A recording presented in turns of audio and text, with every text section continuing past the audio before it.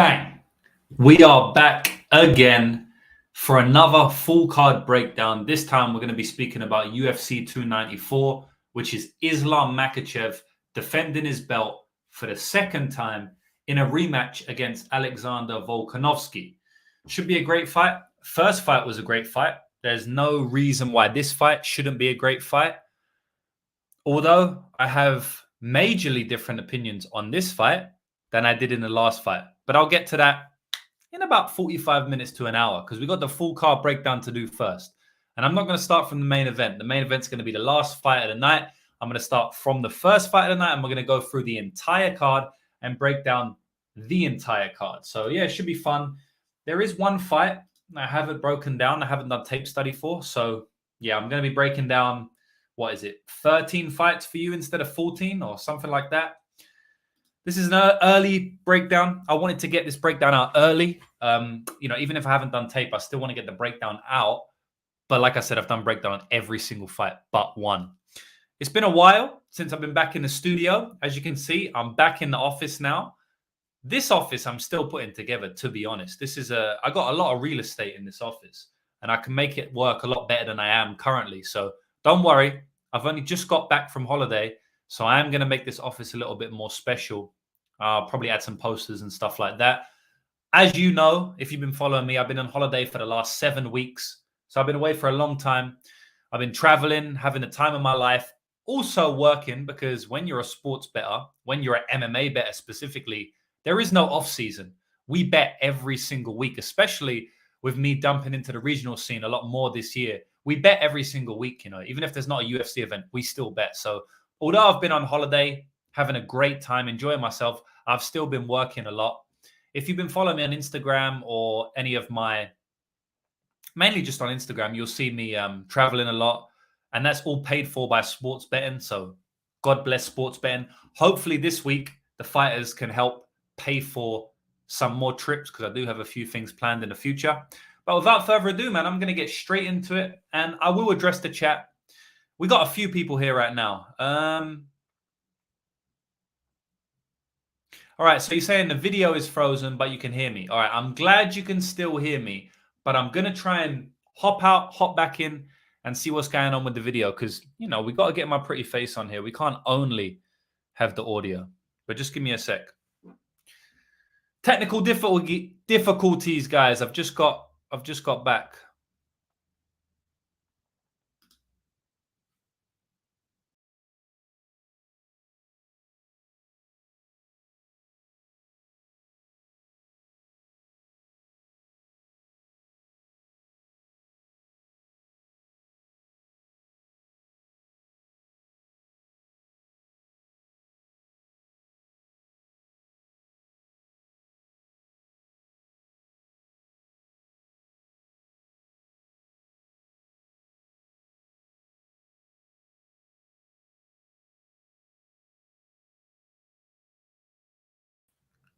Are we back? Tell me if I'm back. If I'm back, we're about to get into the entire card. But man, I've got bad connection here. I don't know why. There's an issue with my computer, guys. I'm going to fix it. But yeah, just let me know if I'm back and I'm going to get straight into the card. All right. We're solid. Sean's saying we're solid. Confidence is saying we're back. All right. Joshua, perfect. Loud and clear. Let's get it. I'm back. Let's get it, boys. I'm going to get straight into the first fight of the night because I don't want to speak for any longer than this. I will address the chat soon. So the first fight of the night is Bruno Silva versus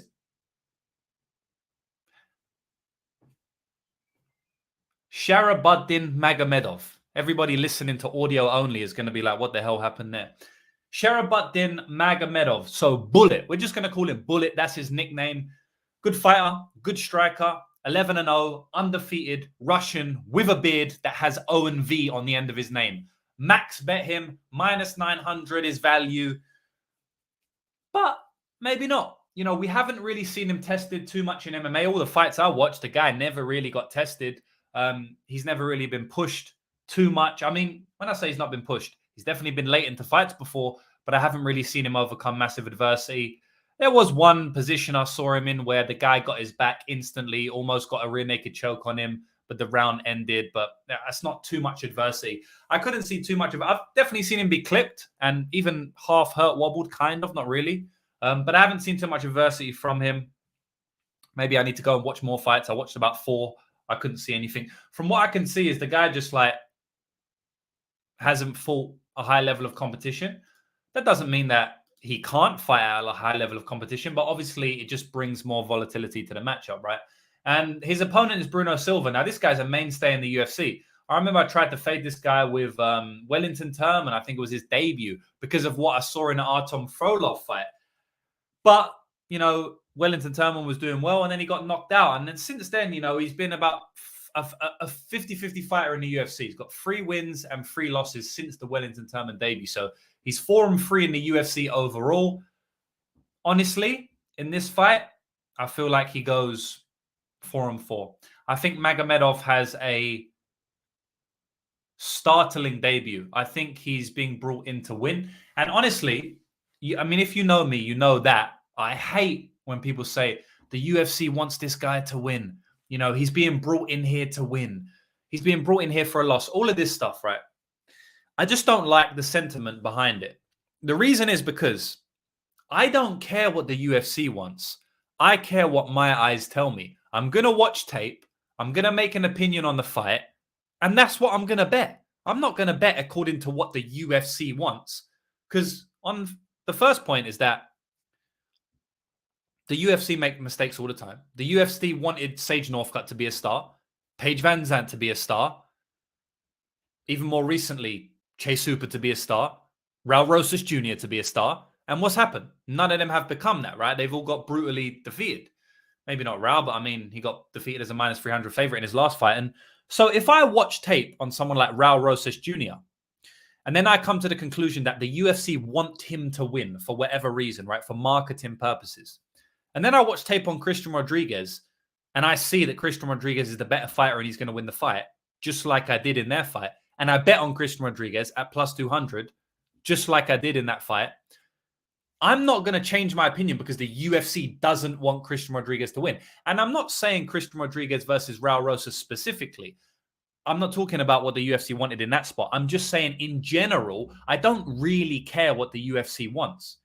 Now, I will say that if you put what the UFC wants on a back burner, look, instantly, guys, 5 minutes into the podcast, I'm going on a rant about the dynamics behind sports betting and MMA gambling. Not just Magomedov's going to win via knockout in round 1, right? All of that stuff is boring. It's why I stopped doing full card breakdowns in general, because I started doing them 4 years ago and now everyone does them and I'm just bored and I don't do them anymore. But now I've started this year a little bit. But anyway, I say that to say this. Understand the dynamics behind sports betting and MMA betting specifically is much more important than who's going to win this weekend, right? So what I was saying is, if you are able to put on the back burner what the UFC wants, then you can actually still use that in your capping.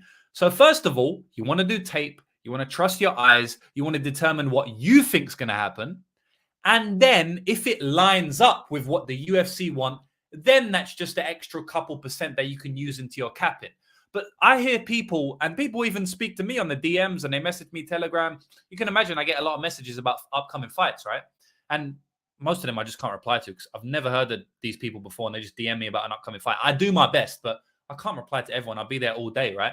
But people will say like, oh, the UFC wants this guy to win. I'm going to put all my money on him. I'm like, bruv, have you watched tape? Like, are you being serious? You're making this whole massive decision with your money based on what you think the UFC wants, which they might not even want. So, yeah, I just want to get that clear because I definitely have heard that being used in a very aggressive manner before. Like the UFC wants this, that's point blank period. No, tape study is point blank period. You know, what you believe is going to play out in the fight is point blank period. Now, I say that to say this. I do actually think, what was that? I do actually think that the UFC do want Magomedov to win. I mean, it makes sense to me. They're bringing in a Russian with a beard. I'm pretty sure that this dude is Muslim. I'm not 100% sure, but I would say that. And obviously, he's fighting in Abu Dhabi, which will have a massive Muslim contingent. And if not, definitely a massive Russian contingent supporting all the Russians on the card, Ankalaev, Makachev. And so there will be a lot of Bullet supporters in the octagon. Sorry, not in the octagon. Maybe if he gets a crazy knockout and they just storm the gaff. But I do think that the UFC would like to see Magomedov get a highlight reel knockout in Abu Dhabi. And so that falls in line with my tape study. Because when I look at the fight, I do think Magomedov is the cleaner striker. I will say, though, that I don't really like how he looks in the pocket. You know, in the pocket, he's quite vulnerable. I don't think he has good instincts in the pocket. I think he's very good at range. And you see, it's funny because he's not like a extremely tall fighter for the division. He is, let me just have a look now. Tapology has him as 6'2". I mean, I guess maybe he is, but on tape, he doesn't look 6'2". He doesn't look that taller than his opponent. 6'2" is quite tall for middleweight. It's decent. But yeah, he's not an extremely long rangey guy, but he uses his long range weapons really well. You know, he often hits people on the end range, and you don't see that too often in MMA. It shows me that he's a high level striker, and that's just how he likes striking. I'm not going to say end range striking is the best for everybody. It really depends on your skill set and your style. But for his style, end range striking works well for him. So when he throws a head kick, you often see that the toes will flick his opponent in the face rather than the shin. And obviously, you know, the shin is a lot more powerful. But for his style, the way he likes to bounce in and out and control distance, I think end range striking works really well for him. So he throws a lot of head kicks where the foot slaps off. He'll throw a lot of flying knees, which is, you know, is more of a closing distance strike, but also throw spinning back kicks where he fully extends the hand. Spinning back fists where he fully extends the hand. And I like his long range striking and I like his distance control. When he gets close, that's where he's a little bit vulnerable. And to be honest, that's where Bruno Silva could cause him problems. Because I will say that one advantage Bruno Silva has in this fight is explosiveness and power. But outside of that, I think, you know, Magomedov has the advantage everywhere. I think he's got better cardio. I mean, this guy's cardio is serious. Like, I've seen him get multiple 3-round finishes, or I've seen him get one 3-round finish. And then in the other fight, I can't remember what one it was, but it was the fight that went to decision. Mikhail Ragozin. He almost finished him in round 3 as well. So the guy puts out a crazy output in every round. So it's going to be hard to beat on the scorecards, especially by a pure striker, which is what really Bruno Silva is. He's basically a pure striker. You know what I mean? I mean, he can grapple. He's actually a decent grappler. He's got terrible takedown defense, but he's actually a decent jiu-jitsu guy, but he doesn't really use it a lot. So I have a hard time seeing Bruno Silva win on the scorecards just because of the sheer output that Magomedov will do, you know? And then on top of that, Bruno Silva's been hurt so much recently. So Bruno Silva's been clocked by Brendan Allen. Gerald Meerschaert had him beat up. Alex Pereira, like, he's been hurt a lot. Even Jordan Wright had him hurt. So he's been hurt a lot recently. And I don't think it's going to take much for Magomedov to hurt him here. I could also see Magomedov winning the decision. It wouldn't surprise me at all. So, yeah, man, I'm taking Magomedov here. A little bit of a long breakdown for that one, but I'll keep the rest short and sweet so we don't go too long. But I did want to touch on that specific point I mentioned earlier about who the UFC wants to win. So Sean saying he loves the rants. You get right to the heart of it. Yeah. Sean saying we're losing a lot of video frames here and there. Yeah, that's really annoying. Not too much I can do about that right now. Basically, I've been on holiday for a while and I don't have my correct setup. And I feel like my Mac may have got some type of virus, man. Basically, my homepage is getting redirected to homesweeklies.com, which is a typical browser hijacker, but it can also slow down your computer. And I have tried for hours to remove this, and I can't do it. If anybody is a computer nerd out there and they know how to remove this browser hijacker, homesweeklies.com, please help me out because it is pissing me off big time. I've uninstalled Chrome. I've gone on a mad one. Seriously, and don't just send me the articles saying this is how you remove it. I've read all the articles, man. I've done everything. I still don't know what to do. So if any computer nerd is out there, please shout me out because I don't know what's going on. But yeah, back to it. We got Jinyu Frey versus Victoria Dudakova. Okay, so we went long on that one. Short and sweet on this one, as I said. Dudakova is a good prospect, in my opinion. She's got heavy upside in this fight. Almost anywhere the fight goes. Look, there is a possibility that Jinyu Frey comes in here and she's fought not the who's who, but she's fought at a decent level for even her whole career, even before the UFC. But at the end of the day, man, I don't think that she's going to be able to deal with the wrestling of Dudakova. Now, Fry hasn't really fought any wrestlers. Well, or she hasn't been taken down by many wrestlers. But in my opinion, Dudakova is the one to take her down. Dudakova is going to get her down, and Dudakova is going to dominate on top. Fry's a small girl, man. Fry is definitely a small girl. I think Fry is smaller. I think she's weaker. And I think Victoria shuts her out here. I honestly do. I think Victoria can finish Jinh Fry. We've seen Jinh Fry kind of quit before. You know, I'm not 100% sure that. I don't know. When the going gets tough, sometimes she's just not with it. You know, Kay Hansen choked her out back in the day. I like Dudakova here. I really do. I think that's a good spot for her. And I think she continues her unbeaten streak and goes 8-0. I honestly do. And I saw Couch Warrior podcast. Shout out to my man. Maybe I'll be doing some video with him later in the week. Who knows? I saw him post up Victoria Dudakova plus 900 TKO. I don't mind that. I actually bet on Victoria Dudakova TKO at plus 1,000 last time she fought, and I won. That was like a lucky cash because obviously the chick broke her arm and that fight was over with the first takedown. I didn't expect that to happen. I actually had even bigger bets, or not bigger bets, but bigger return potential bets on her to win via knockout in round 2 and round 3. And these are not my official bets tracked on betmma.tips. I have a degenerate parlay and long shot prop odds section on my website that, honestly, if I were to track in all those bets, I'd be up way more units. Like the amount of DGM parlays and long shot prop bets we have won since inception 3 months ago is absolutely insane. We've gone on runs of like 6 weeks where we've won a degenerate parlay every week for 6 weeks. That pays for literally the next 30 DGM parlays. And because they're all like plus 1,000.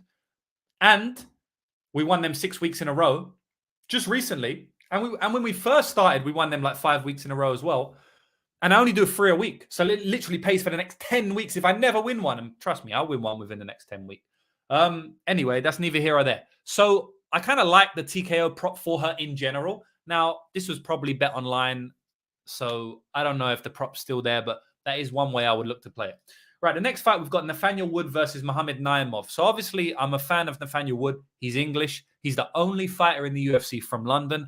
I'm a London boy myself. I grew up there. My whole entire life was there. I support anybody from there. And, you know, some people say like, oh, you know, you shouldn't support where you're from. You should just support who you like. Mate, fuck all of that. I support my English boys. I support my English boys, support my English girls. I support my country big time. And I'm proud of that. And I'm never apologizing for that. So I'm supporting Wood. You know what I'm saying? I'm biased for him. Also, he's a nice guy. I speak to him quite often, to be honest. I've been speaking to him this week. And I actually did an interview with him. If you want to go and check on my YouTube channel right now, after this, you can go and check. I think you just type in Nathaniel Wood, Lucrative MMA. It should come up.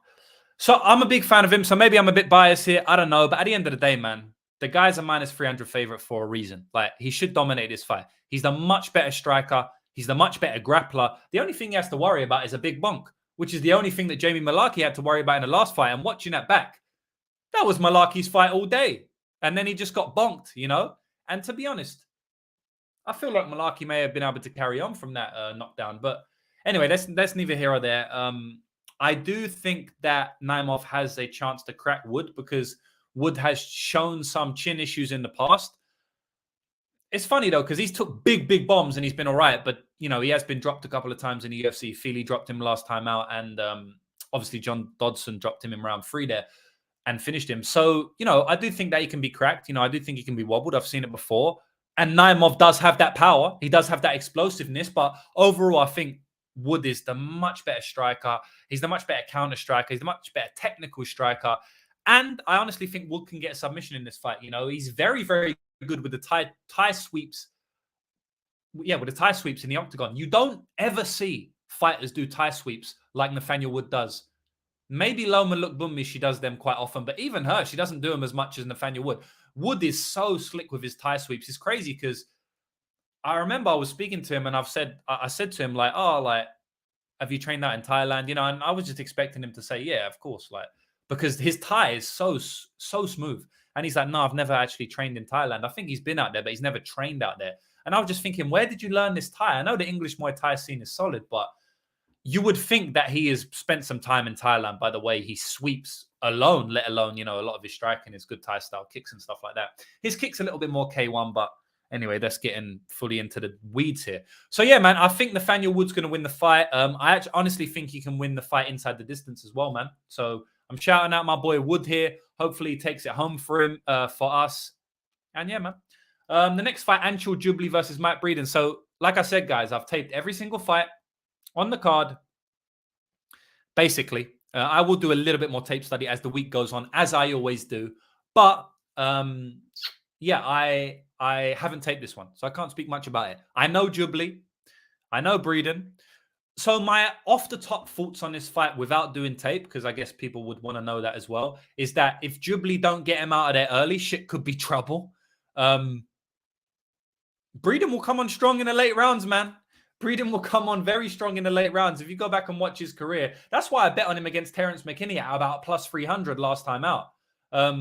Because I know that he comes on strong. He can come on strong. Obviously, he's not a good fighter, but like he can come on strong. And I was just fading McKinney's gas tank is what it is. Obviously, yeah, bad bet, whatever. I don't care.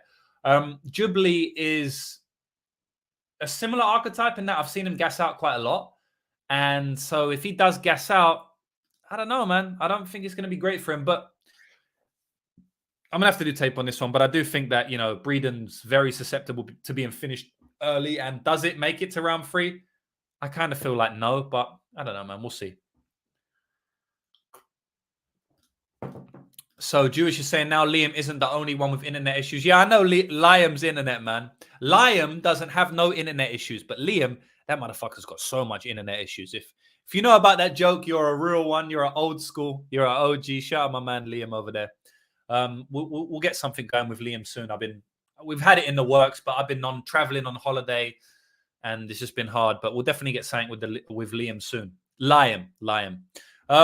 Yeah, bookies trying to sabotage these picks. You know that they're trying to shut us down. They did it before, man. They tried to shut me down. But we're here. Yeah. So what is everyone saying? No, we already done this. Fubu's saying 100% agree. Couldn't care less about what the outcome of the UFC want. I watch tape, and if he thinks there's an edge or if he has a strong read, then I look at the odds and see what the value is. Yeah, exactly, man. Exactly. Like I said, I guess it's just an extra bonus if you think the UFC want that as well. Like my Magomedov pick. I do think there's some scope for Silva to fraud check him, early knockout. But if he doesn't, I feel like he's going to get picked apart, probably finished himself. And I also think the UFC want that. So, yeah, all right, great. Another extra percent for me. But the 90% or the 95%, no, you know what? The 99% is coming from my read. And then the 1% is the UFC want this to win, right? What else we got here? Wood could be a little undersized. My only issue. Yeah, moving up to 145, I didn't think it was great for him. But then I saw him fight against Jourdain, and I was like, damn, maybe this is his weight class. And then against Feely, bro, he didn't look undersized. I mean, maybe physically, but, and like, no, not physically, maybe aesthetically, visually, he looks a bit undersized. But, bro, when he's in there, he's strong. He looks solid. His cardio is good. His power looks good. He rocked Feely in that last fight. So, I don't know, man. Maybe 145 is his weight class. He's just a short guy for it. Like Volkanovski. The champion of 145 is undersized. You know what I mean? So it's tough to say. From what I've seen of him at 145, that, his weight or his size is yet to be a disadvantage. But I'm not ruling it out in the future that it does, if he comes up against a solid grappler or something, we do start to see that weight or that size become an issue. I'm not ruling that out at all. You could be right there. Jeff's homie used to train with Bilal. Life definitely is strange, my man. Yeah, life definitely is strange, man. I've trained with some really, really good fighters in the past, professional fighters. I don't speak about it too much, but I've trained with some of the best fighters in the world. And it's kind of funny because a lot of times when I've trained with them, I'm talking about Muay Thai guys, when I trained with them, they wasn't that at all, although I kind of knew that they would be. What else we got? Next fight on the card is Cedric Dumas versus Abu Azaitar. Damn. This fight is a funny one, man. I'm laughing because if you watch tape, if you know MMA, you know why I'm laughing. Bit of a weird fight, bit of a meme fight, as they say. Yeah, I mean, I think Dumas is like the rightful favorite here. I think Azaitar's half done. He hasn't looked good since he's come back from his suspension or whatever he had. He was away for a while. I know he only had one fight, but yeah, he didn't look great in that fight. I don't know, man. I think Dumas is clearly I think Dumas is probably going to finish him. If Dumas doesn't finish him in round one, I still think he can win the decision. We saw him go full 3 rounds against Cody Brandage last time out. I know it's tough to back Cedric Dumas at juice, just because of like the way he looks, tattoos all over his face, the way he speaks. He smokes joints like every day on Instagram. He's doesn't come across like the best fighter. He obviously got finished as a big, decent sized favorite against Josh Frem. So I understand like the sentiment around him is like, don't back him, but you have to go skill set for skill set, man. I just feel like Cedric Dumas is a much better fighter at this point in their career. I really do. Like, Abu Azaitar is 37 years of age. We saw him gas out horribly in his last fight. We're talking about a 10-year age difference. So I don't know, man. I'm not going to go in depth on why I think Cedric will win. I just think he's a better striker. Also, Azaitar, was off a massive layoff from 2018 to like 2022. And now he's coming off another big layoff, and he gasses bad.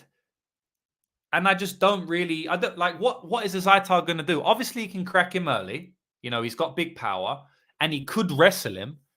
I just don't really think he's going to be able to wrestle him. I mean, he out-wrestled Cody Brandage in his last fight. And Cody Brandage is not the worst wrestler of all time. I've seen him go split for split with Nick Maximov, honestly. And he just knocked out Jacob Malkoun in round 1. So, yeah, man. I like Cedric Dumas in this spot. Not too much more to say about that one. And as we get up on the 6th fight of the card, basically halfway through the card, I want to announce, which I've already announced multiple times, but I want to announce that my new vlog channel is coming out tomorrow. I'm dropping the first video on my vlog channel tomorrow. If you haven't followed my vlog channel yet, do it. If I get, how many people are watching? All right, we got 65 live viewers.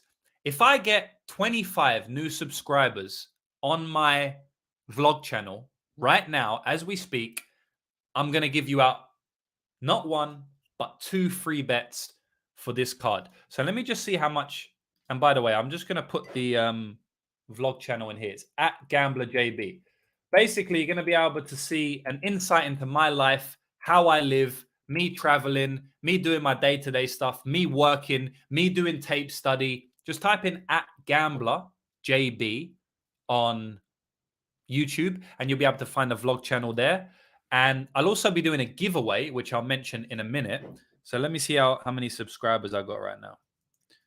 So I'm going to be doing a giveaway on this channel as well. For the first video I release, I'm going to be doing a giveaway. So I'm going to give out a couple $100. And if you want a couple $100, why doesn't it come up when you type in GamblerJB? That's annoying, Yeah, I need to sort that out. So if you type in GamblerJB and then James Blissett, my name next to it, bro, it don't even come up, man. Are you dumb? Yeah, because I haven't posted any videos on it yet. So what you have to do, go to youtube.com/@GamblerJB. And yeah, you can subscribe to me now. So I've got 205 subscribers. If I hit 225, then I will. All right, someone's saying, what? All right, 1 down. All right, you know what? We'll just say I started at 220, even though I probably didn't. So if I get to 220, no, sorry, 200. If I get to 220 subscribers, I'll give out 2 free bets. I'll put the link here for anyone who can't find it. So yeah, just subscribe to that one. And I'm giving out some money tomorrow. So if you want to be in with a chance to earn some money tomorrow, all you need to do is watch the video, subscribe to the channel. I can check who subscribes as well. I get email notifications. So subscribe to the channel and then just comment on the video. And I'm going to pick a couple comments at random and give money out. So yeah, it's a fun thing to do and it will help me get some subscribers. And hopefully you like an insight into my life and, how I live. So I've got 210 subscribers right now. So we've already done 5. No, we've already done 10. So we only have 10 more to go. So I'm sure we'll get that by the end of the podcast. I will carry on now. But yeah, the channel should be good, man. Hopefully you guys like the videos. So the next fight of the night, we have Javid Basharat versus Victor Henry. So Basharat deserved a big favorite here. Victor Henry is like Javid Basharat, but just worse. Victor Henry has very good output and he has good striking, but Basharat has better striking and better distance control. So he's going to have better output, in my opinion. You know, it's funny because Javid was like this ultimate finisher coming into the UFC. And then the Contender Series, I think it was the first time he got to round 3, or definitely the first time he got to 4 minutes of round 3. And then he finally got the finish in the Contender Series to keep his finish streak alive. And then he's had like 4 fights in the UFC and he's won by decision every single time. The guy just can't get a finish in the UFC. That just shows you how good the level of the UFC is, because he literally was 10-0 with 10 finishes and 1-0 with 1 finish in the regional, in the amateur. And then as soon as he gets in the UFC, he can't finish anybody. You know, the UFC is just such a high-level organization. So, yeah, man, I think that he's definitely the deserve. I think he's going to roll in this. I mean, I can't see Victor Henry winning the fight. Victor Henry just doesn't have it in him to, like, the distance control is just way too good for Javid Basharat, man. That's it. His movement and his distance control is way too good. Way too good. His counter-striking is way too good. So Victor Henry is very, very good when, like Raoni Barcelos. Barcelos kind of just stood in the middle with him and just swung out, right? And obviously Henry is like more durable than Barcelos at this point. But Basharat is not going to stand in the middle. How is Henry going to catch Basharat? He ain't going to do it. I don't really think he's going to be able to do it. He ain't going to be able to do it, man. Basharat can take him down here. And also, Basharat can just outpoint him on the feet. Like Basharat, by whatever he wants, by wrestling or striking, most likely striking. I don't think he can have a 15-minute wrestling control game plan that wins him the fight. I don't think he can do that. Victor Henry will get back up to his feet. He will start getting tired. But I do think he can mix the takedowns in here and there. Guys, the distance control and the technical striking and the counter striking is going to be too much in this fight. You're going to see a clear level difference in the striking, in my opinion. MMA, anything can happen, 4-ounce gloves, whatever. I think you're going to see a clear technical display of superiority in the striking here. The next fight is Muhammad Yaya versus Trevor Peek. Man, this is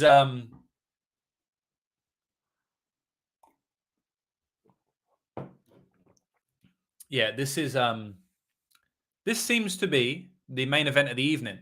The only reason I say that is because my mate Muddy, who I work with now, likes a bet on Yaya. So there you go. I just gave you a free bet out. I'm not on him myself, so it's not really a free bet. And then a lot of other people I respect, who I don't work with that closely, are on Trevor Peek.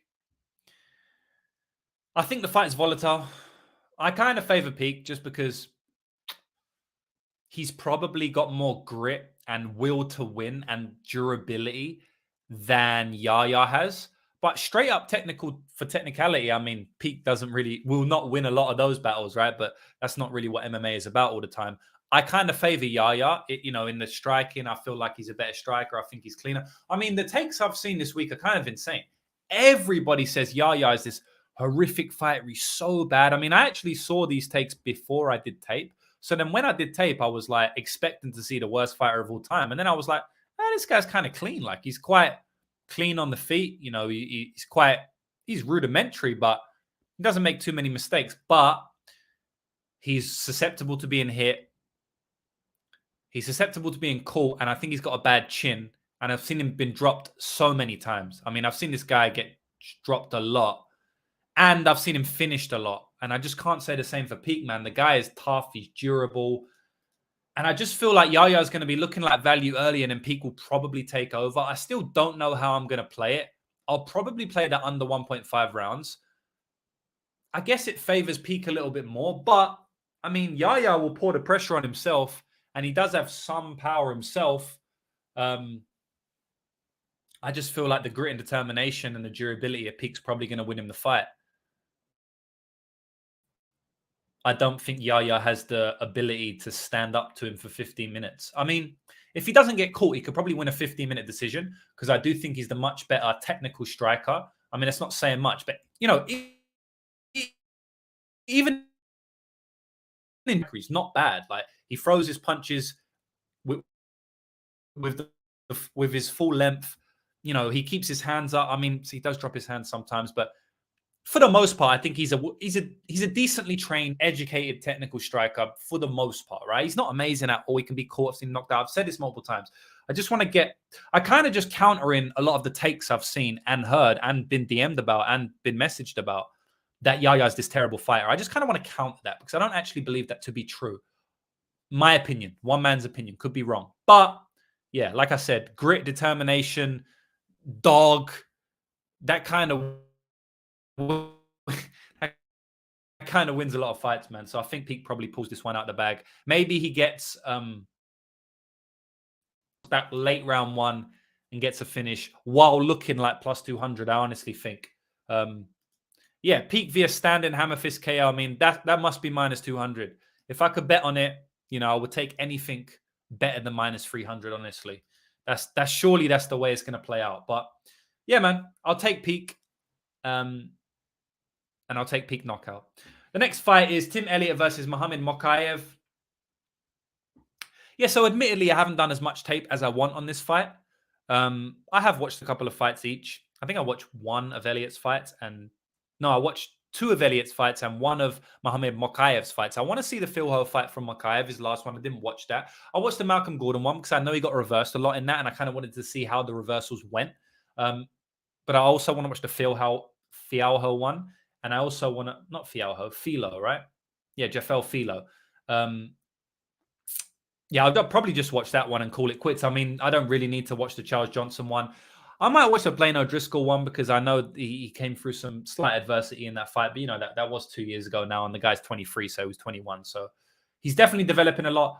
I know everyone's going to be fading Muhammad Mokaev. And, you know, maybe Elliott's the guy to do it. But, like,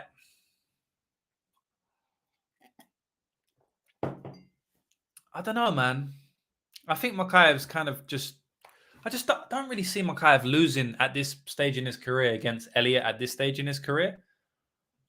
I don't really see it.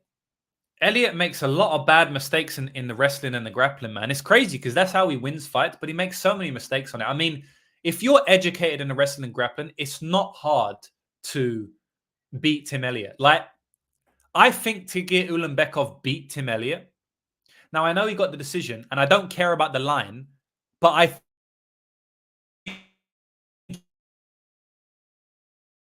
he lost in the grappling, and in my opinion, that education got in the win. Now, that was a very close fight. So if that plays out the same as this fight will, then obviously we're betting Tim Elliott here. But, and by the way, DXJ makes a good point here. Tim would be only concern for backing Tim would be the cards. Very true.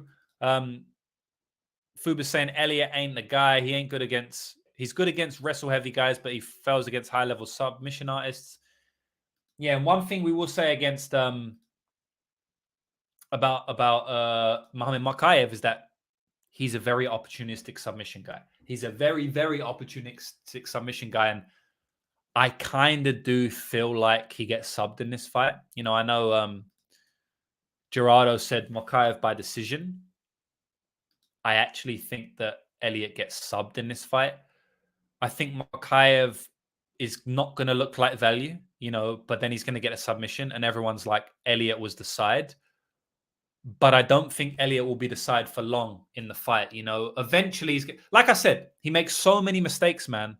So many mistakes in the grappling. But he wins in the grappling, but he also makes so many mistakes. That's just his style. Some fighters are like that. They win in the grappling, but they also get reversed tons of time. I mean, you could even say the same about Mokaev. I mean, the guy wins by the grappling, but he gets reversed a lot. He makes mistakes. Tatsuro Taira. The guy wins by grappling all the time, but he makes so many mistakes. Elliott is the same archetype, man. He's a great wrestler. He always gets top time. He's decent submission artist. Not the best, but he will go for it. But he also makes so many mistakes, and I don't think he's going to be able to make that many mistakes against Mokaev. I think Mokaev's going to catch him, and I'm taking Mokaev for the submission win. That's my prediction for the fight.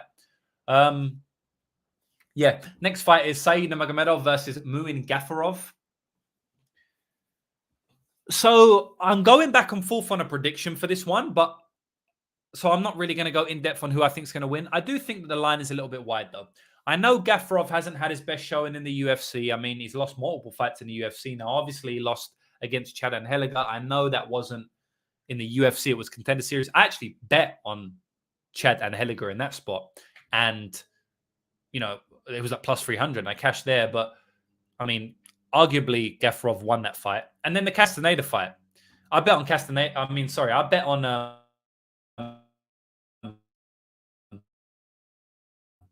something like that. I feel like it was kind of value. You know, I do think that Magomedov has more ways to win, but I also think Gafurov has a lot of ways to win. I think Gafurov can win like a striking affair. I mean, when I say striking affair, I think Gafurov can hurt Magomedov on the feet. I don't think that he can win a striking affair like strike for strike. I think obviously Saeed's gonna, murder him with the kicks, but I do think that Muin can land hard, because he hits very hard. I don't think that Magomedov has an iron chin. And I also believe that Gafurov can get takedowns here. We've seen Magomedov struggle with the takedowns a lot in his career, which is kind of funny being a Magomedov. I don't think he's actually related to Khabib at all, which is funny because Umar and Usman are, but Saeed is not. But I think he still trains with them. It's just weird. But yeah, I don't know, man. I think the Magomedov will win the fight. I think Gafurov will gas out. But man, Saeed gasses out badly when he gets wrestled as well. So it could be like a gassy affair. I would not be surprised whether if it's 1-1 going into round 3 and they're both gassed. I actually kind of predict it will be 1-1 going into round 3 with both of them gassed. Obviously, Saeed has a chance to get a submission. He's very, very slick with his chokes, but I kind of do think it's going to be 1-1 going into round 3 with both guys gassed. So, I mean, with that dynamic, you obviously play the underdog, but I probably will watch more tape on this one. I probably will. I just don't have a great read right now, and sometimes later in the week I do if I watch more tape. So sometimes I have to watch less tape for a read because I just get confused. But sometimes when I watch more tape, I like the bets a little bit more. So yeah, I'm going to look into that one a little bit more. I'm going to say Saeed Nurmagomedov wins, a minus EV win. But yeah, that's my prediction on the fight. Not, as you can see, not a strong one on that one. Like I'm stronger. Like I'm strong in a lot. Cannabis Connoisseur, I'm willing to wager 5K with you that Usman and Volk win. We can lock in our bet via wager match online. Cannabis Connoisseur. Brother, I think your name is... Look, I hope I'm not getting you wrong, and if I am, apologies, but I'm pretty sure you came on talking absolute dribble last time on one of my live streams, just hating, talking rubbish. I'm pretty sure you've commented on my channel before. If you have, talking shit, first of all, you're an absolute loser. You're typing on a screen. And second of all, I don't even know what wager match is, and I don't trust you at all. And why would I do that with you when... I mean, look, I'll Google wager match. If that's true, I might make the bet with you. Unless you've been talking shit online, then you can just get blocked. But I'm down for that because I don't think that's going to happen at all. I believe he needs to put down the cannabis as well. It's not the first time you've joined, brother, because I've seen your name before. So maybe you're just forgetting because you smoke too much weed, which I'll give you a pass. But it's definitely not the first time you've joined. But anyway, yeah, if it's not you that's talking shit, then my apologies. But you've definitely not the first time you've joined. So now I'm a lot like, whoa, what's this guy on about now? All right, anyway, that threw me off a little bit because, boy, don't worry about that. I'll take that bet in a heartbeat. But we need to suss out who you are first. I ain't taking bets with random people over the internet. That's not how you get your money. We've seen that go down on MMA Twitter a few times. Yeah, look, you got a few people are down for it, man. All right, what else we got? Ikram Aliskerov versus Warlley Alves. Aliskerov setup fight here. Warlley Alves. Shout out to Mike's MMA picks. Because he did a tweet earlier saying that Warlley Alves is 32. And I was like, what? How is this guy 32? I actually didn't check it. I just believe Mike. Because, Mike, man, he ain't going to lie, is he? He ain't lying to us, Mike. He's a good guy. He's a good guy, surely. He likes to troll online in his way that he acts like he's not trolling. But we love Mike, you know what I'm saying? Oh, he is 32. He is 32. So, yeah, I was super surprised to see that. I honestly was very surprised to see him being 32. I feel like the guy's 38. But yeah, shout out to Mike because he was correct there. I actually have Mike's head on my fridge right now. If I could show you my fridge, I would. I got Mike's head right on my fridge because I'm really looking forward to his breakdown this week. You know, it's gone straight on the fridge. And I'm actually interested to see his breakdown on this fight because I think minus 500 is accurate. If not, it should be more. Aliskerov's going to go through Wally Alves, man. Wally Alves is not ready for Ikram Aliskerov. I don't think Aliskerov is anything special.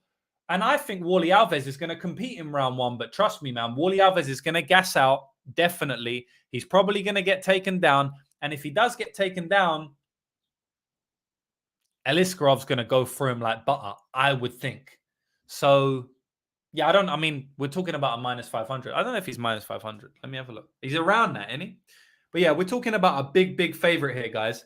So yeah, I'm going with Ikram Aliskerov. And now let's see how many subscribers I got on my channel. Oh, we got 215. Boys, we need 5 more subscribers for not 1, but 2 free bets. Come on, we can do it.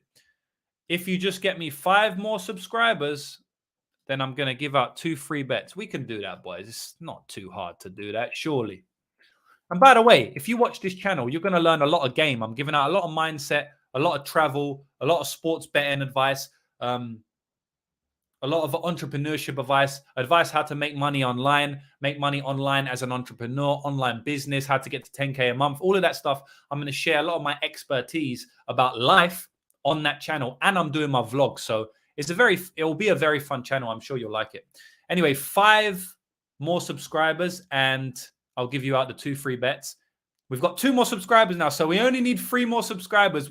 We're going to do it easy. We'll smash past that 20. We'll smash past that 220 subscriber mark just as we smash past the 100 unit mark for 2023. And just like we smashed past the 150 unit mark for 2023. And just like we're going to smash the 200 unit mark for 2023 before this year is over. Mark my words.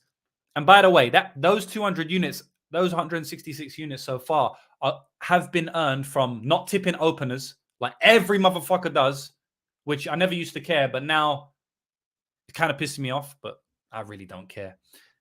Not tipping openers, not tipping obscure props that you can't get on many books. Bellator fighter to win in round 2 by submission. Like, bro, 1 or 2 books offer them and you're tracking them at like plus 22,000. Like, we don't do none of that. We wait till widely available lines. Honestly, I'd be at 300-400 units if I could tip openers and bullshit like that. Because I've earned more than 166 units because I've bet on openers and stuff like that. You know, I mean, not openers, but I've bet big money on certain props that I wouldn't track. I've bet big money on.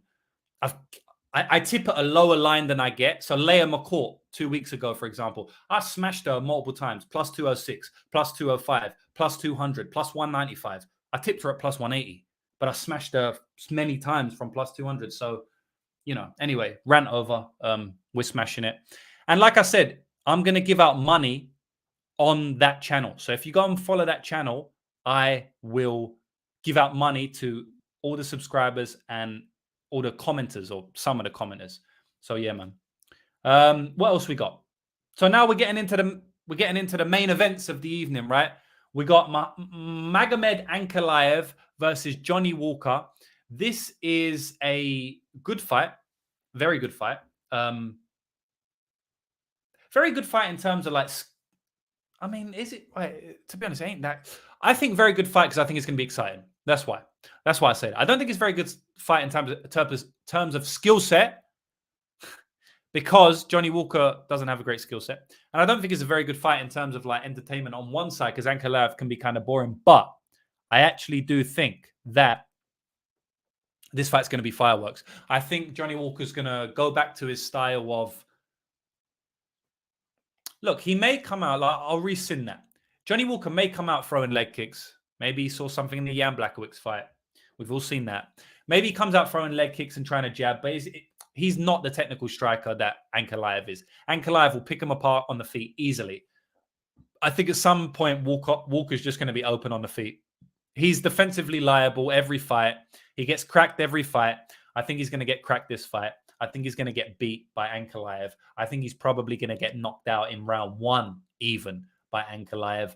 I know he's on a 3-fight win streak. Ankalaev is a great fighter, man. I know a lot of people kind of down on him because of his last fight was a draw against Jan Blachowicz, which he deserved to win.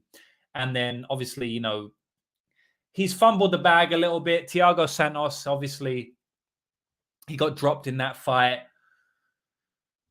Some of the fights he's had were kind of boring, a little bit close. You know, first round to Krylov, he lost that clearly. I think Ankalaev is going to knock out Johnny Walker here. I think Ankalaev is the rightful massive favorite. Johnny Walker, in my opinion, is early knockout or bust, KO1 or bust, and I just don't think he gets it. So that's it. I ain't going to go too in-depth about it. Johnny Walker doesn't have the style needed to beat Ankalaev, in my opinion. I just don't think so. What else we got? So we got... You can lock in bets online and a website will hold the funds for both parties. I do it at the time with Con. I'll look into it, man. I'll look into it. Man, stop lying. We know it's you. Aliskerov ITD. Yeah, I would assume so, man. I don't think Wally Alves is going to last 15 minutes here. Cannabis, you think I'm that dumb? Why would anybody bet a plus money dog? That's what I'm saying, man. That's what I'm saying. And by the way, 2+ money. You took... Bro, my man's talking like, because if you combine them both, because he's saying Usman and Volk, if you combine them, you're talking like plus 1,000. You know what I mean? You're talking like a plus 1,000 bet at evens. I don't know, man. Maybe we shouldn't just said anything and just took the money. Wally is 170 guard to 185. Fight. Yeah, weird. Very strange. Cannabis is saying, I remember I've been in a live before. So now he's saying he has been in. But honestly, really good analysis on some fights. I believe he actually agreed with me on one. Apologize. Brother, if this is you being super honest, then shout out to you, man. I appreciate you being here. Maybe I got your name mixed up. I've definitely seen your name before. Maybe I got it mixed up with someone else who was talking shit. But anyway, man, shout out to you for being here. I appreciate it for sure. Hit that sub, yeah. UFC Lucrativo saying, who doesn't know James, the best handicapper on MMA, fucking beast. My man, don't be ripping off my name, no, brother. Don't be ripping off my name, bruv. Nah, I'm joking, bro. You're all good, man. You're all good, bro. It's all love, innit? It's all love out here. Ankalaev ITD all day. I would assume so, brother. I would assume so. Yeah, man. Yeah. The next fight, Kamaru Usman versus Khamzat Chimaev, the co-main event of the evening. Some mad last-minute co-main event status. Usman. Usman's going to be the bet of the week, right? Everyone's on Usman. More people going to be on Usman than are on peak. Is there value? The golden question. Am I on Usman? Should Usman be plus 200 against this unproven commodity in Chimaev? Look, man, I am never, ever, ever going to talk somebody off a Kamaru Usman bet at plus 200, plus 300. Like I know some people got him at plus 310. Shout out to my man JMN. He got him at plus 310. I'm never, ever going to talk someone off that with such a high-level guy like Usman. Me personally, I think you could say Khamzat is 75%. I honestly do think you could say that. But I don't have a strong opinion because I think it's so hard to know. So if you do play anything, you probably should just play into the unknowns with the volatility on the massive underdog. I'll go into that a little bit more. So the unknowns we have is that it's a very, very late notice booking. So instantly, that's volatility. Instantly. And we'll speak about that in the next fight. These guys were not prepared to fight each other at all. Chimaev was prepared to fight a wrestler. Sorry, a striker. Now he's fighting a pure wrestler with some striking. And you could say, no, Usman uses his striking. Yes, he used his striking against Colby Covington, who is another elite wrestler. Yes, he used his striking against Gilbert Burns, who is an elite jiu-jitsu guy. He doesn't use his striking against strikers. So he's a wrestler. We know that. And Usman was preparing for nobody. Maybe Bilal, but I don't even think that was booked. I think it was just a false booking. Basically, these guys were not preparing to fight each other. So that's tough, right? And then on top of that, yeah, then Masvidal, he didn't use his striking against Masvidal, man. He grappled the fuck out of Masvidal. He knocked him out, but he grappled him for 25 minutes. I don't know if you're saying that he did grapple or not. But he grappled Masvidal for basically every round of that fight. Even in the second round, he took him down almost instantly in the second fight, and then he obviously landed a knockout, right? But it was because of the threat of the wrestling, and we'll touch on the threat of the wrestling too in a minute. So, but I just want to finish the unknowns. So the unknowns are that there's a late notice booking; they weren't prepared to fight each other. Another unknown is that Usman and Khamzat, but even more Usman, is moving up to 185 for this fight. These guys have not fought at 185. I saw a stat on Twitter, which I don't know is true, but basically I'm almost certain it is. They've only fought a combined 11 minutes at 185 between them. That's massive, massive variance, man. We have no idea how Chimaev's going to function at 185, nor do we know how Usman's going to function at 185. So massive, massive variance there, right? And then on top of that, Usman's looked very washed in his last fight. He looked terrible in his last fight, in my opinion. Obviously, it was still a close fight, you know, and he's fighting Leon Edwards, who's a good fighter. But compared to what I know of Usman, in my opinion, he looked terrible. He looked shot. He looked injured, which I got a lot of word that he was injured prior to that fight. So how is he going to come back looking now? Off two defeats, one brutal knockout, and one terrible performance, in my opinion. From what his skill set was, I think it was a terrible performance. Chimaev has 3 fights in the UFC, but they've all been about a minute. I think John Phillips went into the 7-minute mark, and guess what? That was no resistance at all. And basically, they've had a combined fight time of 11 minutes at middleweight. So 3 fights at middleweight is very, very misguided. We don't know how he's going to perform over 15 minutes. Is this 25 minutes? 15 minutes against an elite combatant like Usman. We have no idea. Literally no idea. Also saying, is Usman's knees healthy? Yeah, I think he had a different injury last time. I don't know if it was the knees or the elbow or the hand. I think it was the hand. You know what I'm saying? So his knees are injured from day. We know that. Now his hand's injured. Like, he's coming back from so much adversity, injuries, knockouts, decision losses. Man. And then, obviously, Chimaev is, fighting the best fight he's ever fought. It's not even close. And the last fighter he fought who was anywhere near Usman was Burns. And Burns is not on Usman's level. And that was a close fight. It was clear 1-1 going into round 3. Clear. He got dropped in that fight. Got hurt in that fight. And he won round 3, right? But it was a very close fight. So, as a minus 500 favorite. So, all I'm trying to say is that there's insane amount of unknowns. You can spin it whatever way you want. You can't argue with there being so many unknowns on both sides. Now, the way that I view it is that there's more unknowns on the Usman side and there's more negativity on the Usman side. The intangibles is way worse for me on the Usman side. Coming off that knockout, coming off the injuries.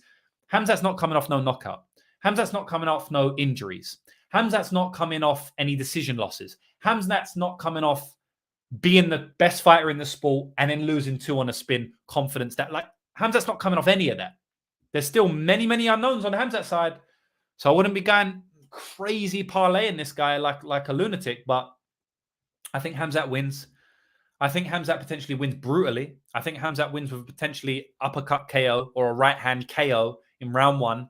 I think it looks brutal.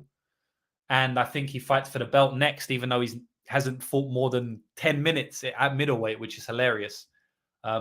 So yeah, man, I think Khamzat wins this fight. There's nothing much more for me to say. I mean, we can get in the technical breakdown, which sometimes I like to do, sometimes I don't like to do. But yeah, the technical breakdown, not the intangibles. The technical breakdown would be like, both fighters are used to wrestling. Who's going to fare better when the wrestling doesn't work? First of all, I think Chimaev can wrestle fuck Usman. And I don't think Usman can do that to Chimaev. I do think that Chimaev won't wrestle fuck Usman as much as he has done to John Phillips or whoever. But I do think that he can win the wrestling exchanges. And all the Americans are going to be mad at me, then that Chimaev can grapple Usman bad. Believe that. I believe that. But majority of the time, I feel like it's going to be probably a stand-up fight, especially because Chimaev's a mad guy and he just loves to stand up anyway. We saw that in the Burns fight. So who wins on the feet? You know, both fighters wrestling kind of sets up their striking. They won't have that here, right? It's just going to be a striking match, kind of like Covington Usman. So we can see the full length of their striking. And I think Khamzat has elite durability. And I don't think Usman has elite durability at this stage of his career. I always thought Usman had a bit of a dodgy chin. He was wobbled multiple times by Colby Covington. He was dropped almost by Gilbert Burns. And he was knocked out by Leon Edwards. I never thought he had a great chin. Maybe at 185 his chin is better. I'm just going to say that his chin, maybe it's better. So that's another unknown. 185 improves his chin. I'm going to believe what I've seen on tape and that it's not great. And I think Khamzat has the firepower to knock him out. Khamzat hits harder and he's got a better chin. If you hit harder and you have a better chin and it's going to be a striking fight, the opponent better hope that they have a much better technical striking prowess than you, because if not, they're getting hurt.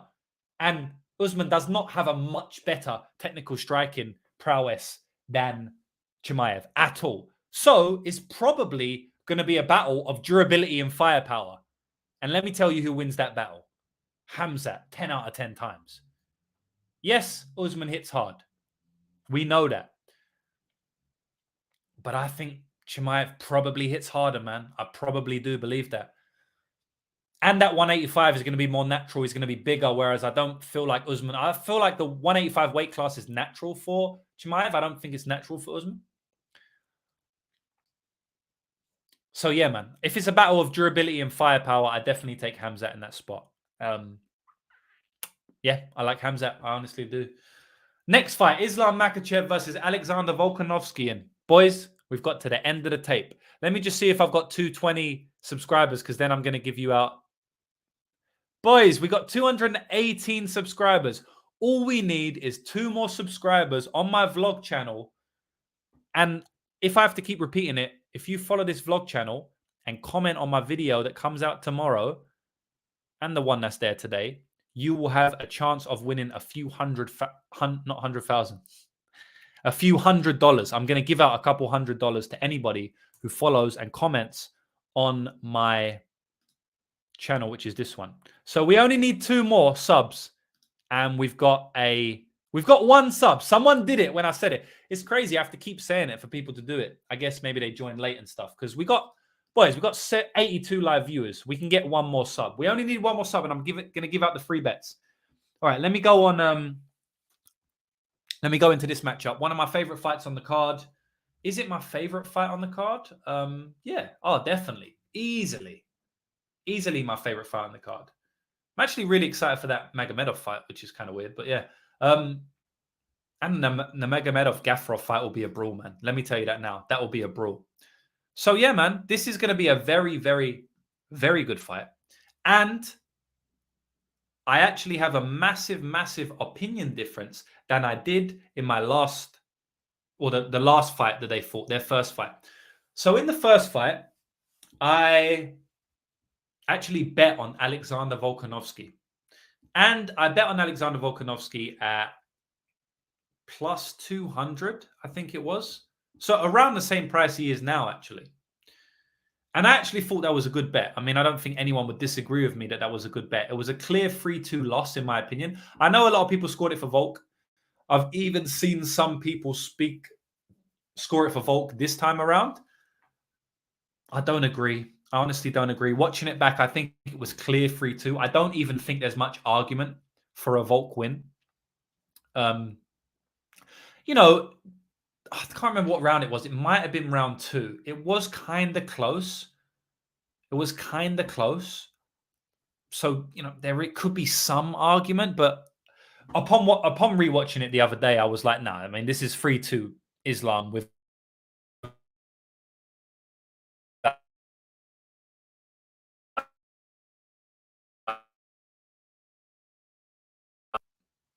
I don't know if we cut off there, but hopefully we're back. Also, people a lot of people scored it 4-1 for Islam, and that was just insane. You know, that's probably worse than that's actually worse than calling it 3-2 for Volk, 4-1 for Islam. And obviously there was just people who bet on Islam in parlays and people who were big Islam fans.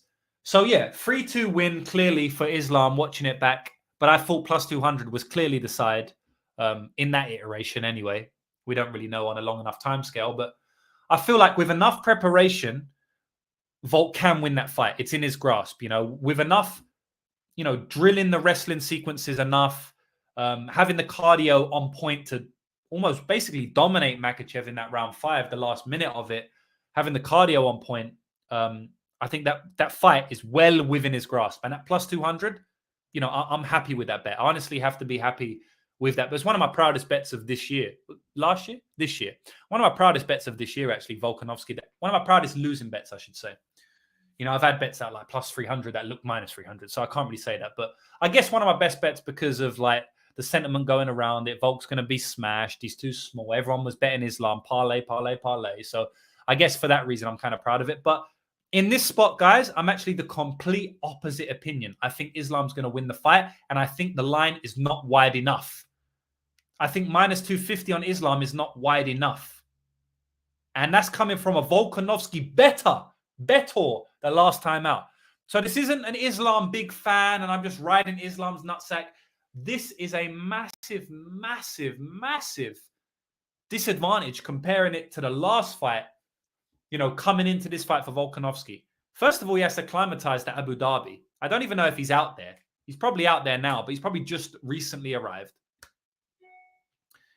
He's coming from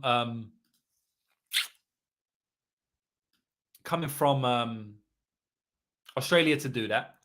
He's saying he's coming off the couch. So, I don't think that he literally wasn't training at all. Like, Volk's the type of guy that the guy's always training, man.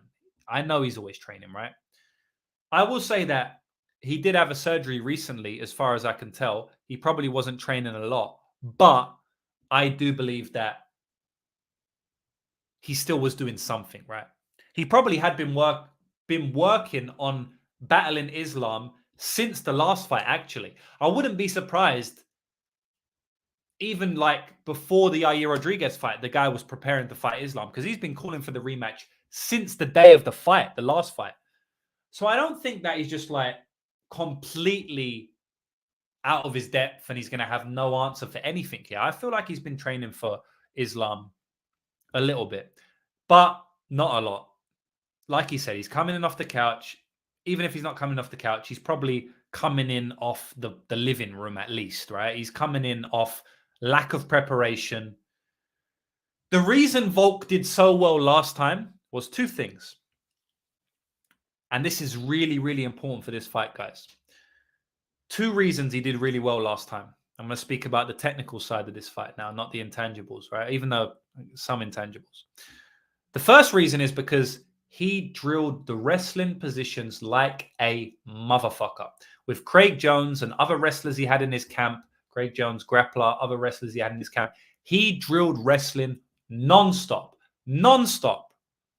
He drilled all of the wrestling positions, how to escape the Dagestani handcuff, how to not panic when he gets his back taken, which happened in the first round.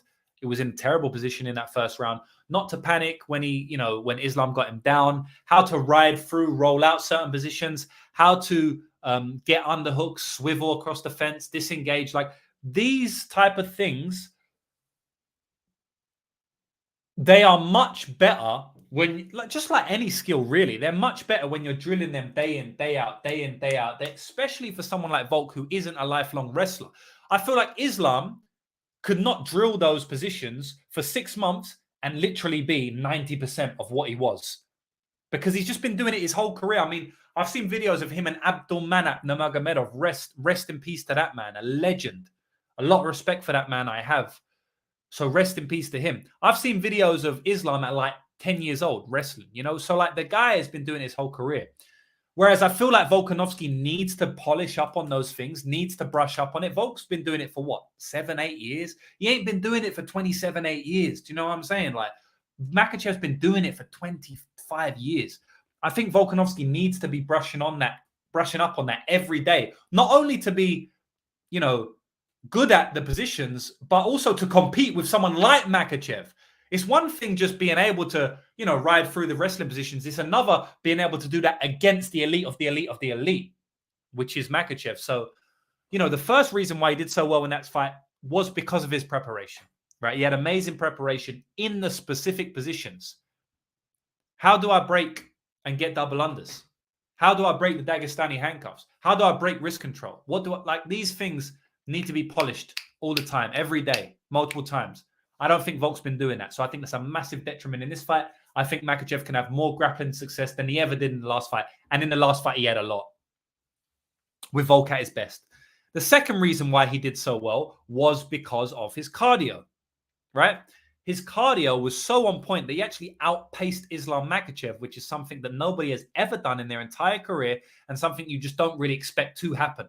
You don't outpace Islam, especially not with as many wrestling transitions as there was. It was a sight to see Volkanovski winning round 5 after being put in some bad positions and clearly losing round 1. And I think it was 4 or 2. I can't remember what it was. But anyway, it was a sight to see, right? Volkanovski just dominating in round 5. You know, he dropped him and he actually won all the wrestling positions and then he dominated the last minute. That was because his conditioning was so on point. He ain't been training, man. I don't think his conditioning is going to be the same. Now, do I think his conditioning is going to be elite? Yes. Volkanovski is one of the greatest fighters that we have ever seen in the cage. I said it for years. I've been saying Volkanovski is the best fighter on this planet for years. I still believe he's the best fighter on this planet. Still, to this day, I think he's better than Islam Makhachev. Doesn't mean he's going to beat him. Just because he's better, he's more well-rounded. I think he's better pound for pound. He's got better skill set in all realms of MMA. We saw that in the last fight. We saw that. But the size of Islam, the power of Islam, it's too much for Volk to handle, in my opinion, in this fight. Volk, like I said, 2 main reasons, right? Just to conclude this point. The wrestling preparation, which he hasn't been doing, and the cardio preparation, which he hasn't been doing. Those 2 won him or allowed him to compete at such a high level in the last fight. He hasn't been doing either of those. Not to the level that he needs to compete with Makachev, in my opinion. On the other side, Makachev has. He was preparing for a fight against Charles Oliveira. So I just feel like it's so hard for Volk to win this fight. It's such a tough matchup for him anyway. And when you add all of that in, yeah, I think Makachev is at least 75-80% in this spot. I honestly do. For Volkanovski to win, and also let's go on. Look, I could speak about this fight for ages. I love this fight. Let's speak about the intangibles quickly, and then I'm going to wrap it up. Let's speak about the intangibles quickly. This is in Abu Dhabi. You think that the scorecards are not going to be biased towards Islam Makhachev when he won a controversial decision last time in Australia? Even though I don't think it was controversial, but like, you don't think the scorecards are going to be biased against Islam? I think they will. Also, he doesn't have to acclimatize to the Australian weather, to the Australian time zone, I should say, like he did last time out. This time, Volk has to acclimatize to the Abu Dhabi weather. And yeah, not only weather, it's hot in Australia, but it's not humid like it is in Abu Dhabi. And he ain't on Australian time zone anymore. Also, Makhachev had a lot of weight cutting issues last time out. A lot of weight cutting issues. We know that what was it? IV gate with Dan Hooker and stuff. Makhachev apparently done the IV before the fight, which is illegal. And he had a lot of issues with his weight cut, you know, because of the time zone, because of the travel, all of that. He doesn't have to deal with any of that here. I mean, everything is on Islam Makhachev's side here. The only way I think Volkanovski wins is probably by a knockout. And I don't see it happening. I actually think Islam could knock Volkanovski out. Islam dropped Volkanovski. I know it's not awarded that officially. We watched the fight. We rewatched the fight. He dropped Volkanovski down to 1 knee for a split second. So I think he can win on the feet here. He won a lot of the striking exchanges on the feet. You know what else I recognized in that fight? Volkanovski couldn't deal with the strength of Makhachev. He was just so good technically with the wrestling escapes that he was able to reverse positions. But the strength, Makhachev was way stronger than him. And by the way, Volkanovski was so strong, but Makhachev was stronger. And why not? The guy's a 170-pounder, really. Makhachev is stronger than Volkanovski easily. And I don't think that, like, Volkanovski is going to need his strength to get him out of these positions, because me personally, I don't think he's going to be up to date on the wrestling transitions, like I said earlier in the breakdown. So if he's not, he's going to have to use brute force and more strength to escape. And I don't think he can do that, because I think Makhachev's way stronger than him. So, yeah, man, everything's on Makhachev's side here. I'm going with Makhachev. Probably Makhachev inside the distance this time out. But yeah, man, that's it. Nothing more to say. Bang. And let's see if I got 220 subscribers, because if so, I'm going to give out a free bet or two. All right, we got 222 subscribers. For that reason, I'm going to give out a free bet. But first, I'm going to address the comments. I'll give out two as well. We've got OK subbed by Ice Fight King. We've got MMA Fight Club. It's the Fight Club here. Fubu's saying better fight. Wish Volk had more time.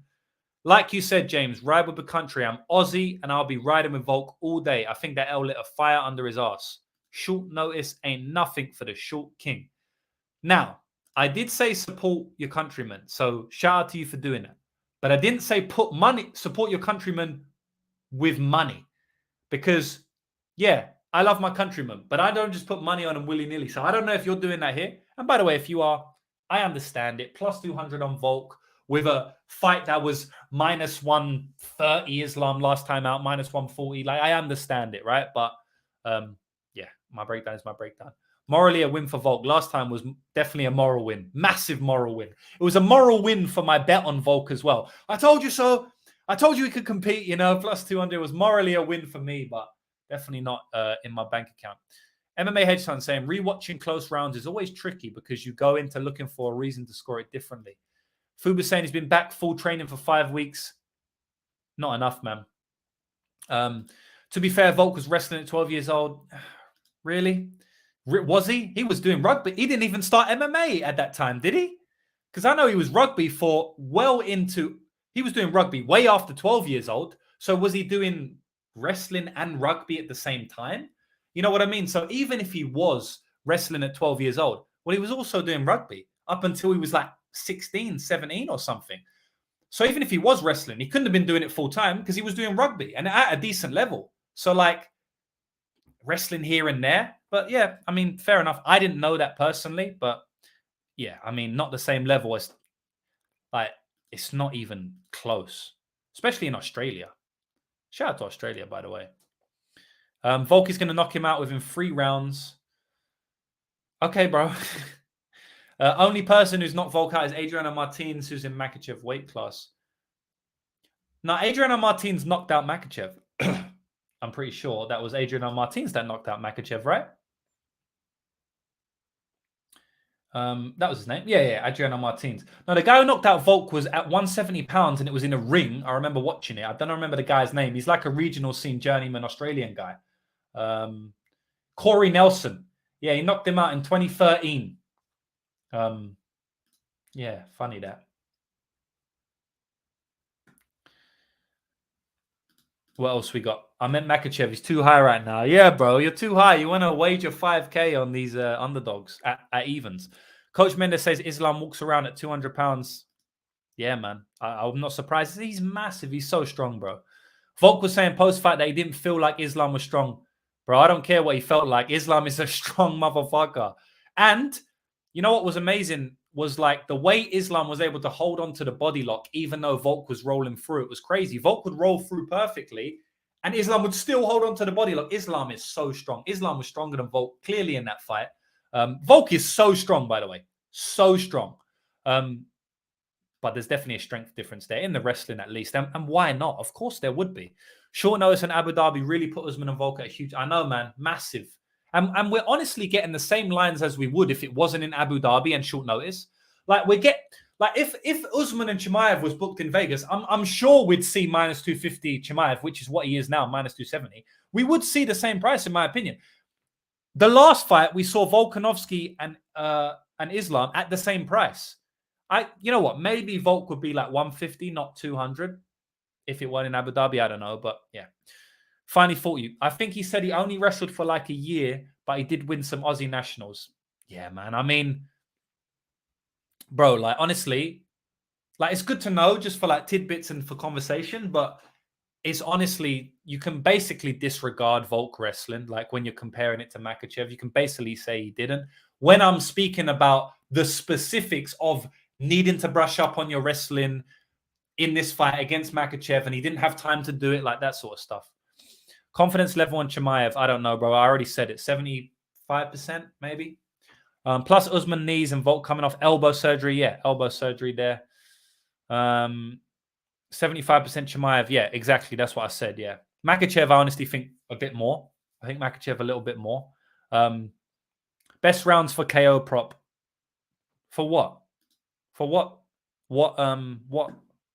What fight, bro? Bro, you asked me one of these questions before, I remember, and I didn't understand them. You have to make your questions more clear. I think your first language isn't English, so shout out to you for knowing another language. I respect anybody who knows another language, but I don't understand your question. Fuba's saying he's not capping it in. It's just nice info that he did the wrestling.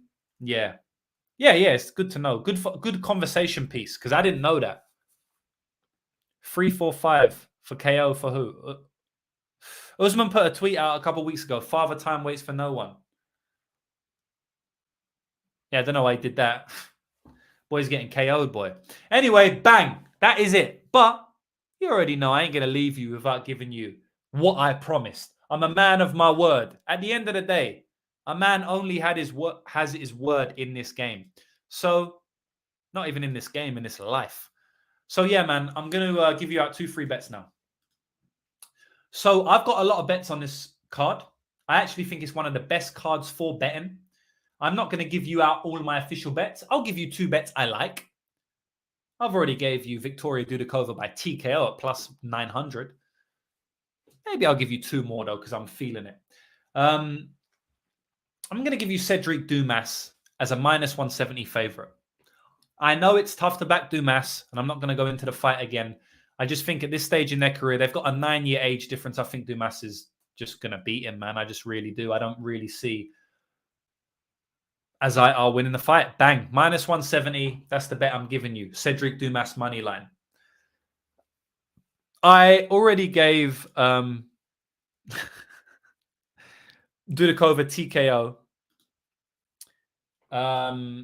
Also, I'll give another one. So Cedric Dumas money line. What do I like here? Because it all depends on the price, right? Let me check the price of this. Can you just not nuke these lines? That's why sometimes I hate giving out bets on like early breakdowns, because you nuke the lines. I'm sure you won't, though. Like, it's not going to be that hard. All right. So I'm going to go for Javid Basharat decision. It's going to be around even money, guys. Maybe like minus 125, maybe minus 140. There'll be value on it. It'll be like Chris Gutierrez last week, where there was value on minus 140 decision. I like under 300. I like Javid Basharat decision, and I like Cedric Dumas to win money line. Minus 170 and minus 125 or something like that. Matt's saying Dudakova, you're saying that her TKO is under plus 300. So the reason I saw that is because Couch Warrior posted it up. I know he bets on Bet Online a lot. So it probably was on Bet Online, but probably got smashed. Don't worry. It will open up a lot better than plus 300 on most books. Bet Online adjust very aggressively. Other books don't. So, it will be much better than plus 300. Probably ends around plus 500-600 Dudakova TKO. Just wait for that right now. Are you sure it's plus 300 on Bet Online? I mean, that's terrible. Less than plus 300. I'm just going to fact check that right now. Not that I don't believe you. You see some of the messages I get on the internet, bro. You don't know who to believe in this day and age. Bet Online plus 300. Just checked. Yeah, that's weird. No, don't worry, bro. It won't be at plus 300. The reason it's plus 300 because people would have hit it. And it will dramatically change for every time it gets hit, depending on how much money. Yeah, so plus 300 for TKO. Yeah, it's better than a submission. Yeah, don't worry. We'll easily get plus 300 or 400. Sorry, we'll easily get plus 500 or 600. What we got going on? Volk versus Makachev, dude. Was just asking while you was talking about it. I guess there's a. I'm Australian. Bro's Australian. I said, well done for learning another language. Yeah, but you said the KO best. What did you say? Bro, I didn't. Best rounds for KO prop. I didn't say that it was going to be a KO. So I didn't know what you was talking about. You know, I said there was going to be a KO in the last fight, Chimaev. And I actually said there was going to be a KO in the Ankalaev fight. But I never said there would be a KO in a Makhachev fight. So I didn't just assume he was talking about the Makhachev fight. And I don't know where you joined in. So, yeah, to answer your question, there is no best. I don't know. I'm not predicting a KO. I feel like it's going to be submission more than likely. If I was to, like, it could be a KO. He's dropped him a few times, like I said, it's potential. If it's a KO, I don't know, round 2, round 3. But yeah, I wouldn't be playing KO prop rounds or anything like that. I'll see the prices when they come out and decide how I want to play it. Inside the distance, money line, submission, KO, whatever. I don't really know yet. What else we got? Gary's saying, looking forward to the new channel. I learned a lot from your videos. Thank you. You're welcome, brother. I'm happy to do that. You know, sports betting is something that I'm passionate about. Sports betting has allowed me to travel the world and live free on my own terms and have everything I ever wanted. So that's definitely a big part of my life. And actually, you'll be seeing all of that part of my life on the new channel. But it's not the only part of my life. You know, I do a lot outside of that, actually. To be honest, it's a small part of my life, while also paradoxically being a big part of my life, because I'm just into so much more. So you'll see a lot of that on the new channel, and I'll also be giving out a lot of tips like how to make money online and stuff like that that will really help people. I'm already helping people a lot with this. You know, a lot of people are signed up to me. I earn people money every single week. And if you do want to sign up to Lucrative MMA Betting and get my full picks every single week, you can go to lucrativemmabetting.com or just hit the links in the bio. Honestly, this weekend is the best weekend to do it if you've been thinking of signing up. And I'm saying that wholeheartedly, looking you in the eyes and not bullshitting for marketing. I don't care, none of that. I earn enough money from sports betting alone. You see the bet slips I post out.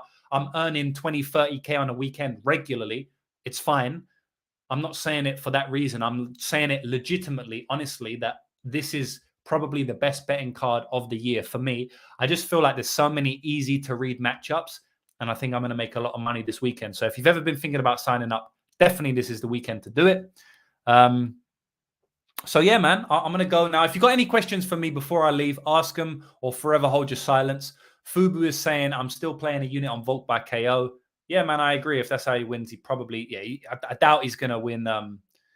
I doubt he's going to win a decision in Abu Dhabi, especially against the grappler who's going to get top time. Like, it's not, Volk ain't going to win 5 rounds to none. Do you know what I mean? Which then the scorecards will probably be like 3-2 anyway.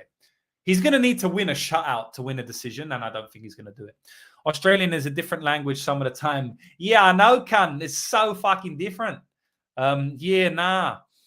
MMA betting mastermind, would you let Cortez dominate you? Some of these guys in the chat will pay for Dern to tear their ACL. Brother, we don't do that. That is not the way that nature intended. You feel me? Breeden, good dog. Bro, that's the only fight that I haven't really taped. Go back and watch the tape if you want to know my thoughts about that fight off the top. I'm not going to go back on it again. I've already done it. I'm on Dumas as well, by the way. Let's go, bro. Thank you. You are welcome. Fight Club saying Volk said he's coming for a KO because he knows he needs to. Yeah, it's going to be good then. It's going to be good. That was fun. Good work. Any Bruno Silva love? Go back and watch the. Go back and watch it if you want. BTK saying he's on Silva. What I mean is go back and watch the breakdown. I already broke down that fight at the start, the very first fight of the card, so it'll be easy for you to rewind and find. Fuba saying James's capping service is legit. Yes, thank you, brother. It is. We've won a lot of money this year, and we're going to continue to do it. MMA Betting Mastermind, I asked you, will you let Tracy Cortez chain you up? Solid breakdown. Seems like tonight, my guy. I've already answered that one, brother. Reverse, in the reverse, maybe we do it. But all respect to that girl. I don't know that woman. Do you know what I'm saying? MMA Betting Mastermind is, I'm glad to hear you're on Dumas. Yes, I am. Hopefully it's not a dumbass. Dylan, thoughts on parlays, brother? Have you got 30, 40 minutes? Parlays are very, very, very misunderstood in sports betting. I think I did a video on them before. I don't know if I've put it out. I'll speak about them one day. They're misunderstood and they can be used to be profitable in MMA. They're just misunderstood drastically by sports bettors. I watched this fight the other night. Abu Azaitar's coming. Appreciate you. Silva by KO. What else we got? How do you like that Secret Lab? It's a nice one, bro. Yeah, it's a good chair, man. So basically, I don't know anything about Secret Lab. Apparently, they're gamer chairs. I literally just Googled the best chair in the world. And this is one of the ones that came up. It cost me like $1,500, I think. And I'm lucky enough to be in a position where I can spend that amount of money because the amount of money I win from sports betting on things like chairs. Like I just bought a mattress for $10,000. It sounds kind of crazy for a lot of people listening, but yeah, luckily I'm in a position and I invest in myself. So this chair's good, bro. This chair's good and my mattress is amazing. If anyone's got the money to spend on a mattress, you spend 30% of your life in that thing, invest. You don't want to have a bad mattress. So yeah, this chair's nice. I love it, to be honest. It's very comfortable. What else we got? Lol, you did. I got to go, bro. Robert Wick has the same chair. Swear down. Shout out to my man, Rob. It was a shorts video. It's under shorts. Yeah, exactly. I did speak about parlays. There you go. Robert Wick has the same chair. That's pretty gangster, man. I like that. Someone got a screenshot me with the chair. How you doing that? Screenshot me with a chair, and then also screenshot Robert with the chair. Put them side by side. I got to see that. We need a video on parlays and other knowledge. I'm doing it, man. I'm super busy these days. I'm going to come back. So another thing I want to announce, I got a lot in the works, boys. 2 things I want to announce. I'm just talking shit now. You guys are my boys. I feel like you guys are my friends. So I'm just kicking back and talking. You know what I'm saying? I'm writing an MMA betting book. So I'm writing a book and that will be out. I'm hoping this year, but guys, I don't think it's going to be this year. I'm going to do my best to get it out this year. So that's going to have all of the information you could ever want for betting on MMA. And I'm not writing it to make money. You don't make money on books, especially if you don't have if you have a massive audience, 500,000, 5 million, then yeah, you're going to make money on a book. I've got 9,000 followers on Twitter, 4,000 on Instagram. Most of them just follow me for my free picks. They don't know me personally. We've got 76 live viewers right now. I'm not making a book to earn money. I'm making a book for legacy. So I have something that lives on after me. And also because there's not many good MMA books out there. Actually, a lot of the MMA books that I've read, a lot of them are actually up here. Actually, they're all in my other room, to be honest. I took every single one out and put them in the other room because that's where I do my reading. I don't read in here. This is more for show. But all the MMA books are absolutely terrible. There is a couple good ones, but man, I'm going to blow them out of the water. So, you know, with what I know, I'm going to blow them out of the water. So that's a book that's coming in the future, which will have parlays and other knowledge. And I'm also starting a YouTube series on this channel called Yo Lucrative. So you just message me or you post on Twitter or you DM me. You can DM me now. You can DM me on Instagram. You post on Twitter, whatever. I'll do a post every week as well to ask questions.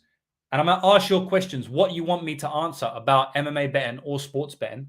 And I'm going to answer 1 to 2 questions every single week and make a video on those questions. You just type, Yo Lucrative.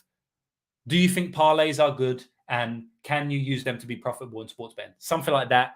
And I'm going to answer the questions. So that's it, man. I'm done now. I've gone through the entire card. Hopefully you like it.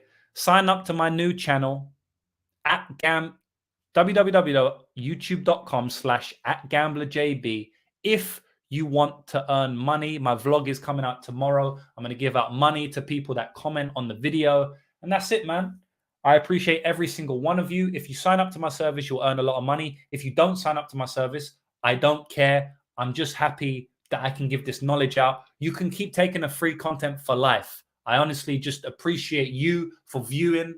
I don't need anything from you. If you want to sign up, earn more money, support, whatever you want to do, that's down to you. I just appreciate the chat. I love speaking about MMA. So this is something I'd like to do, even if I wasn't getting paid. And it's going to be a good card this weekend. I can't wait for the card. It's been a long time since I've done a live stream like this back in my house, in my own office, with my own surroundings. It feels good. It feels correct. I love traveling, but I honestly like the grind, the focus even more. So, yeah, I'm glad to be back. Hopefully everybody has enjoyed this return live stream. You know, I tried to do a lot on my holidays for you, but this just hits a bit different when you have more focus and more energy, which is what I will have for the remainder of the year. I don't have any more big trips, so I'll be on here a lot and I'll be putting out a lot more content, as I've already mentioned in the live stream. So shout out to everybody. I'll see you on the other side, guys. Hopefully you make some money this weekend. F the bookies, and let's crush them this weekend.